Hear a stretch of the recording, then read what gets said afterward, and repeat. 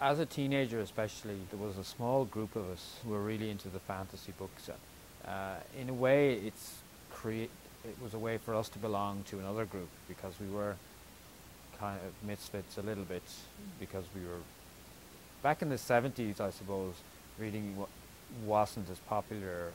It wasn't a manly man's thing to do, really, reading, but there were 5 or 6 of us who were really into it, and we were into that, and we were also into, Led Zeppelin and 70s and late 60s music, and we became very proud of ourselves and very secretive almost. We would swap these books, these big tomes, fantasy tomes, and we really grew up with them, and we would argue about the merits of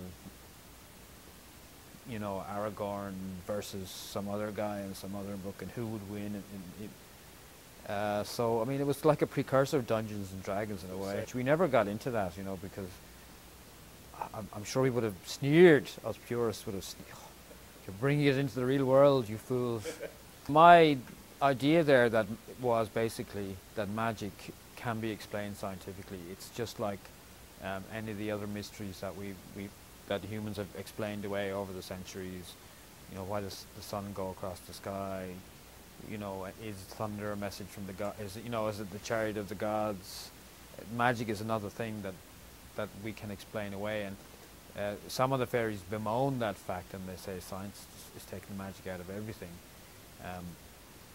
and they're like traditional fairies. But I wanted magic to be believable, and you can almost explain it, and also it was a new direction for the fairy story that I felt I needed. That there were brilliant people out there, and there are writing fantastic magical fairy stories. In Ireland especially, we have a rich history, going back to Lady Gregory and Oscar Wilde. Everyone's given it a bash. Every Irish writer you can think of. And I thought, well, if I'm going to really go and give this fantasy thing a lash, what is the point if I don't bring something to the table? And so I thought what I would do is I would bring science. And I'm not a big science head. I don't understand much, or I didn't at the time. I went away and read a few books on quantum physics and engineering and what have you. And I tend to kind of research what I need. I come up with the magic, and then I try and shoehorn science onto it. And what I like to do is I have true, and then magic, but I keep it at the same level of detail, so you don't know where the line is.